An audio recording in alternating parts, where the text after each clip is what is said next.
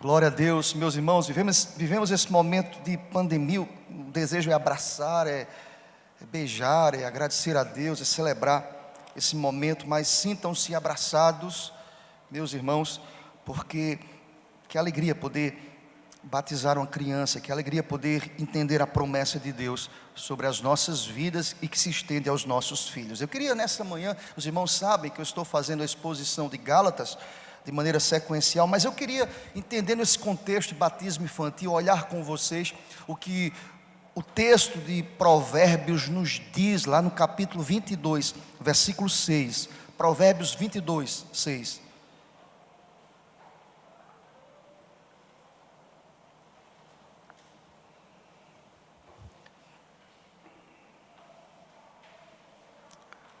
Vamos orar antes, irmãos. Provérbios 22, 6. Ó Deus, muito obrigado, Pai. Muito obrigado pelo texto. Ensina-nos através da Tua palavra. Enche-nos com a Tua palavra nesta manhã. E usa-me como instrumento em Tuas mãos, para o louvor do Teu nome, Senhor. Aleluia. Amém, Senhor. Provérbios 22, 6 nos diz, olha para o texto. Vamos ler juntos? Toda igreja lendo o texto. Ensina a criança no caminho em que deve andar, e ainda quando for velho, não se desviará dele. Aleluia, amém.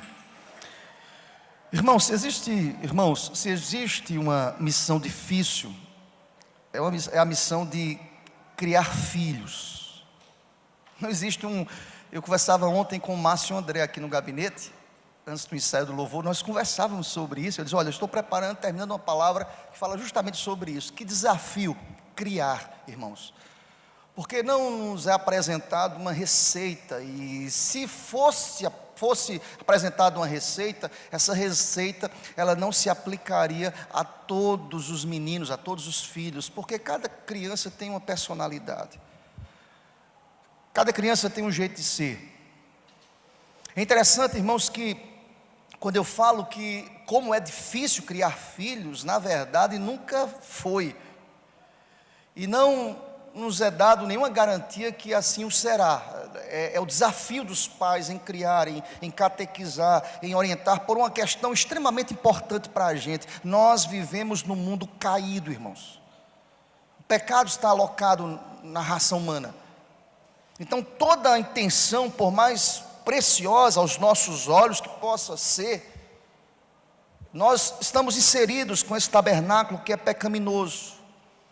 Nós somos falhos, nós somos finitos, nós erramos na educação, nós erramos. Faça aí uma leitura de tudo aquilo que você estabeleceu como regra de educação para os seus filhos. Por certo, você irá me dizer ao final, como eu posso lhe dizer ao final, eu errei em muitas coisas, nós erramos, nós falhamos.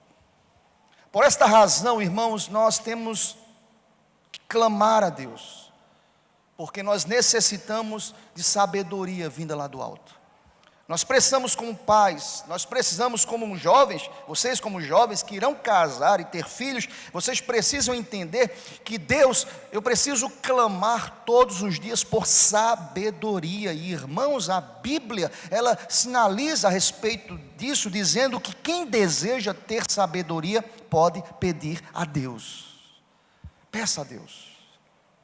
É interessante, irmãos, que cabe aos pais, segundo a lei, que são os naturalmente capazes, nós somos instruídos por lei, a que possam estabelecer as formas para a realização e a educação dos filhos. Se você estudar sobre afetividade, irmãos, dentro do núcleo familiar, que corresponde à dignidade humana, cláusula geral da tutela da personalidade, lá no artigo 1º da Constituição da Igreja do Brasil, você irá perceber que cabe à família educar, cabe à família estabelecer essas relações, cabe aos pais, à família lutar para que os abusos, as omissões em relação à família sejam extirpados, arrancados, demovidos. Cabe à família esse papel. E quando eu olho para a palavra, irmãos, eu percebo que muito antes da nossa Constituição, a própria Escritura nos fala sobre esse princípio, nos fala sobre esse processo chamado relação pais e filhos.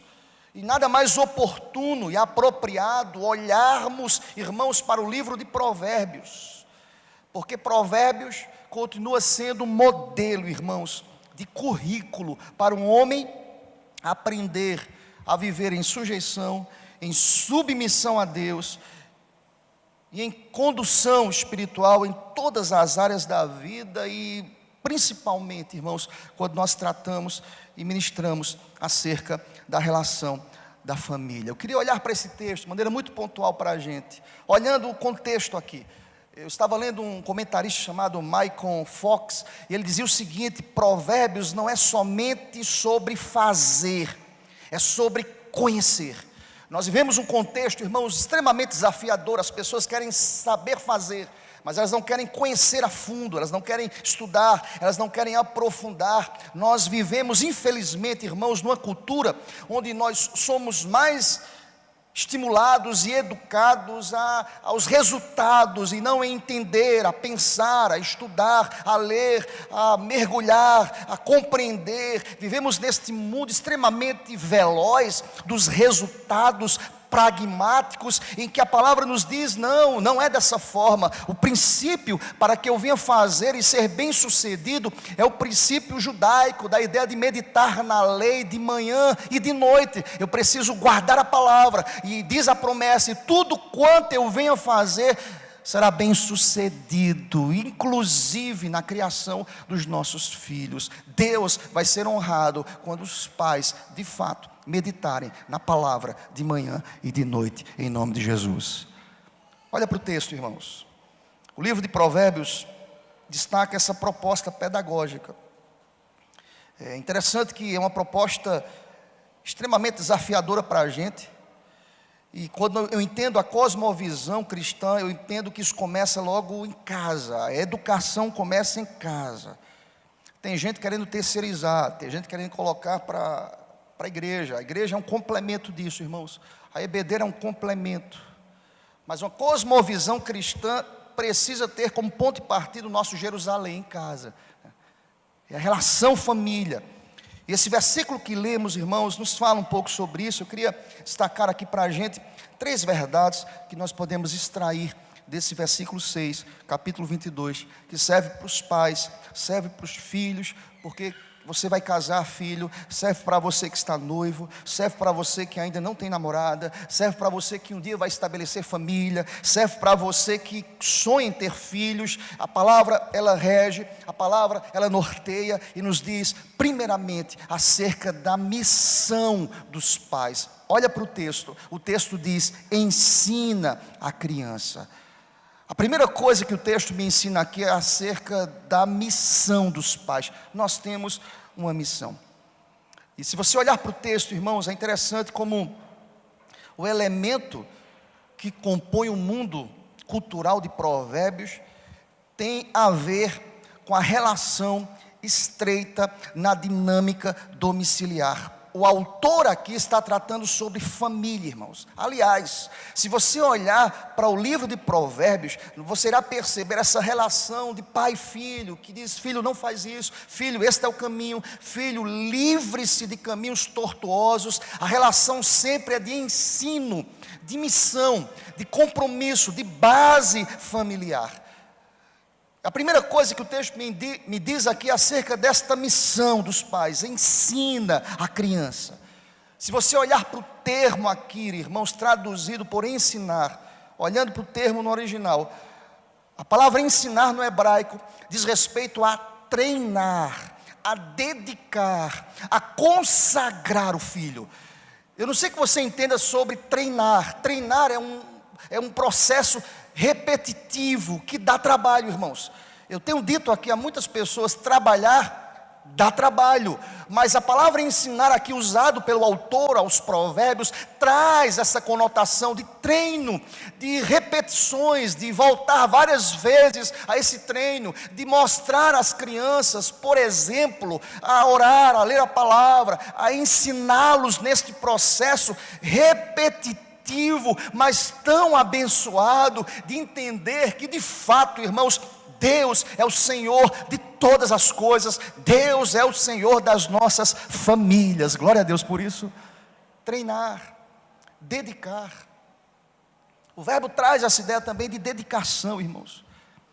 De não ter tempo espiritual com os filhos nesse processo, que é uma missão. Eu não sei como você encara a missão, mas a missão dos pais é dedicar, é investir tempo. Tem muito pai, e eu digo já aos jovens que irão casar, que dedica muito tempo à profissão, às suas coisas, aos seus processos, aos seus sonhos pessoais, em detrimento aos filhos, à família, algo muito pessoal. Mas o texto diz o seguinte: o compromisso é ensinar, é dedicar, é investir tempo, é consagrar. A palavra ensinar também traz essa característica de consagração.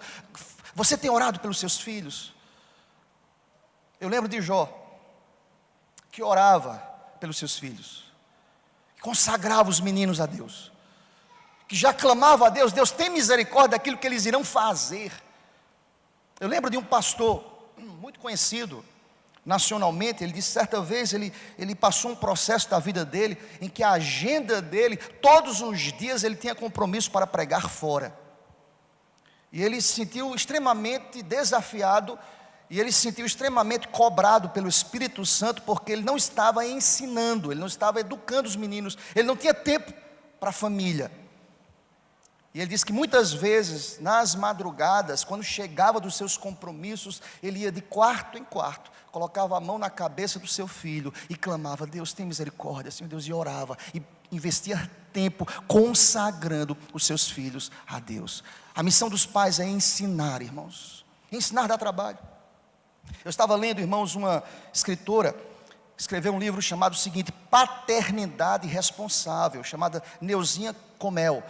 E tratando sobre paternidade responsável, ela escreveu o seguinte: a pessoa humana, por nascer em condições de profunda dependência física e emocional, essa pessoa vai necessitar de ajuda, de participação dos dois componentes que foram essenciais à geração dela: a participação do pai, a participação da mãe. E me chama a atenção que ela aponta para essa relação estabelecida pela própria palavra.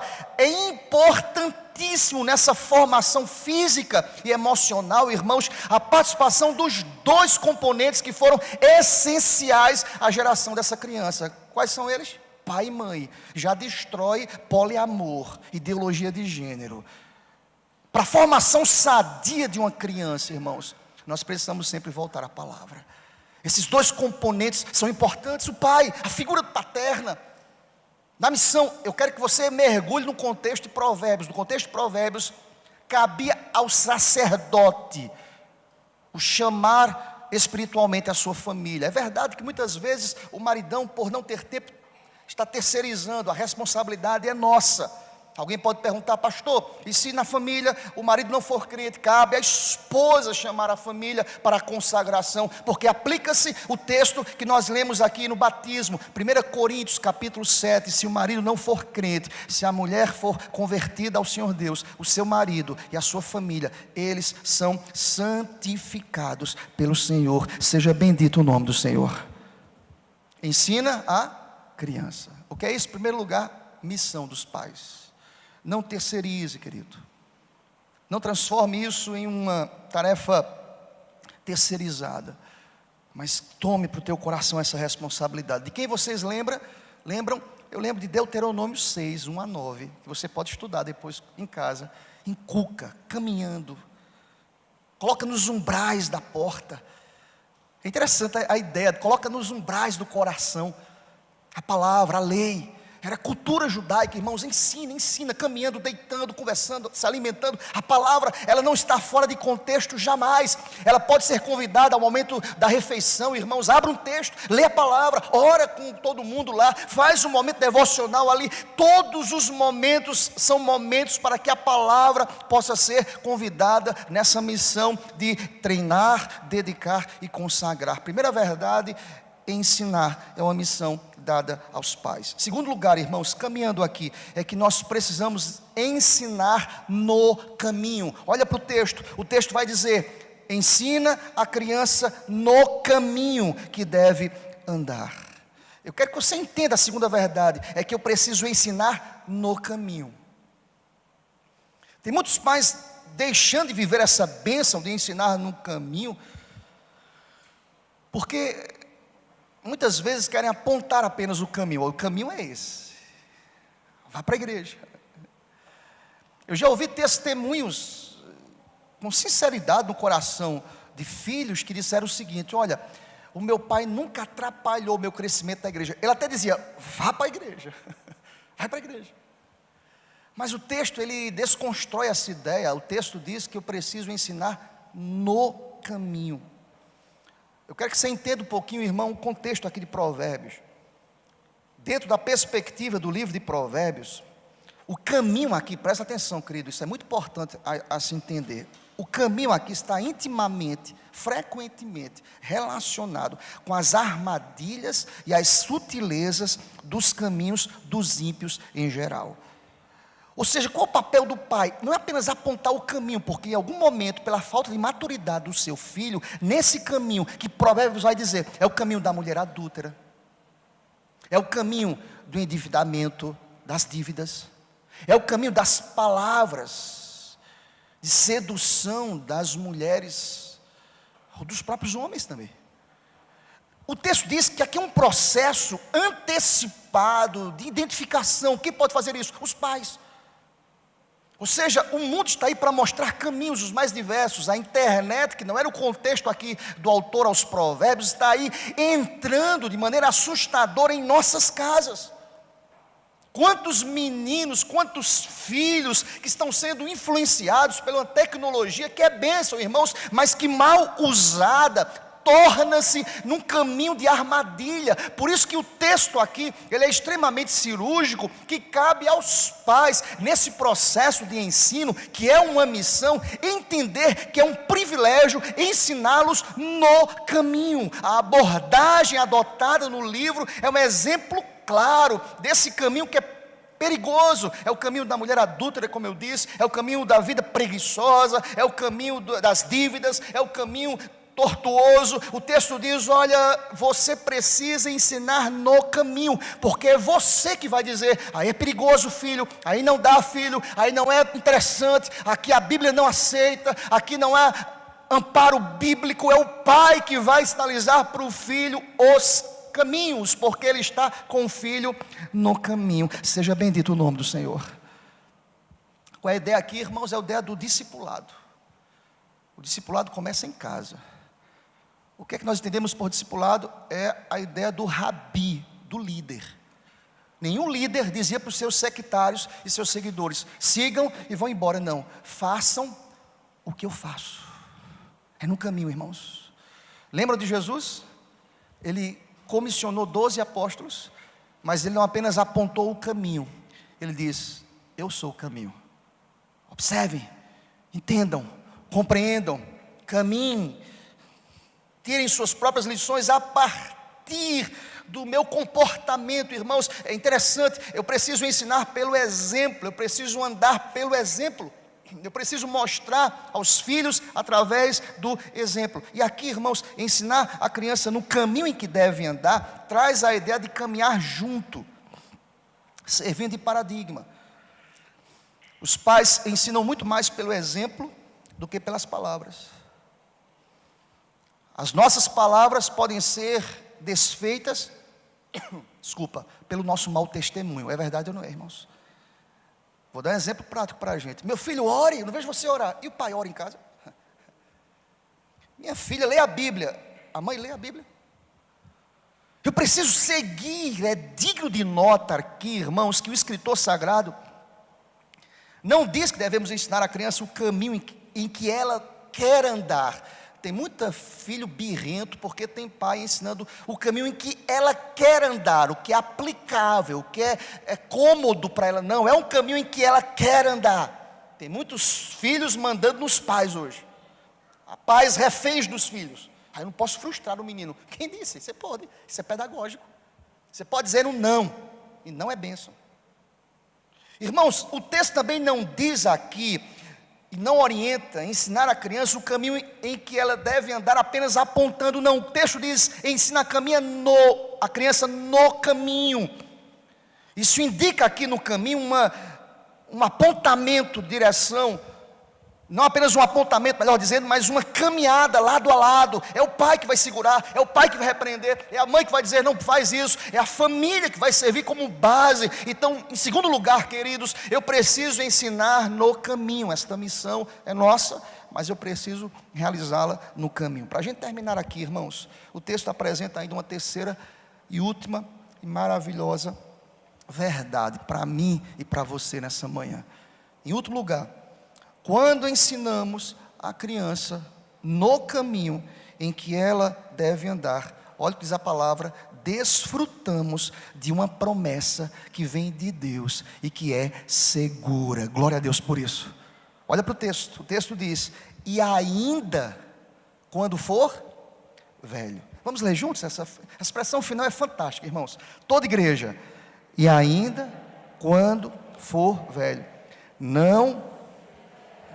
Você crê nessa palavra? Eu creio. Glória a Deus. Tem coisa mais prazerosa para uma família, para um pai, para uma mãe, entender que a promessa de Deus, ela não morre. Eu vou repetir, tem coisa mais prazerosa do que isso. Pastor, mas eu tenho filhos fora da igreja. Lembre-se do filho pródigo. Ele volta em nome de Jesus. Diz a palavra, ainda quando for velho não vai se desviar. Quando nós cumprimos a nossa missão.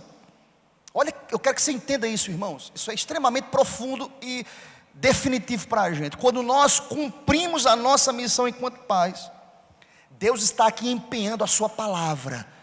É palavra de Deus, irmãos. Deus está empenhando a sua palavra em aplicar este ensino ao coração da criança. É Deus que aplica, é Deus que empenha a sua palavra, é Deus que faz cumprir as suas promessas no coração do filho. É interessante que, mas isso é um processo, tá, irmãos?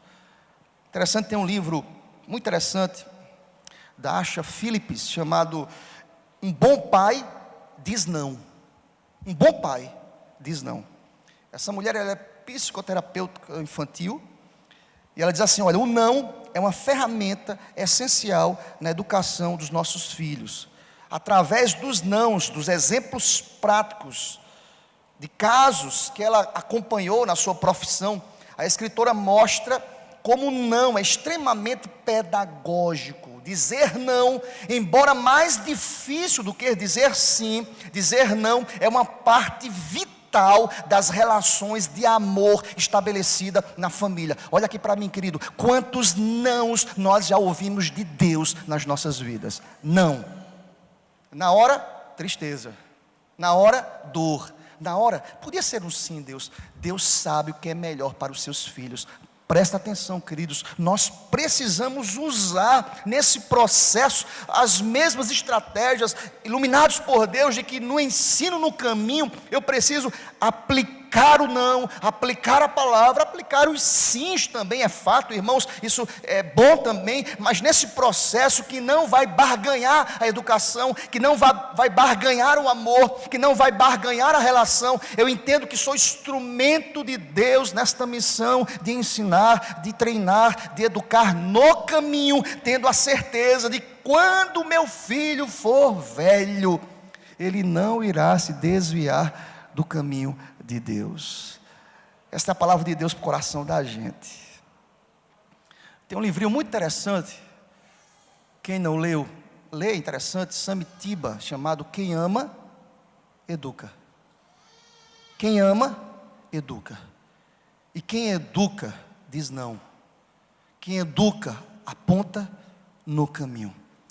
Que em nome de Jesus, a igreja do Senhor Deus, com muita sabedoria, não venha terceirizar aquilo que é nosso, a nenhum outro organismo, ou nenhuma outra pessoa, aquilo que o próprio Deus nos deu como missão, como bênção, que é justamente ensinar a criança no caminho em que deve andar, e ainda quando for velho, não se desviará desse caminho. Aleluia, amém, Senhor.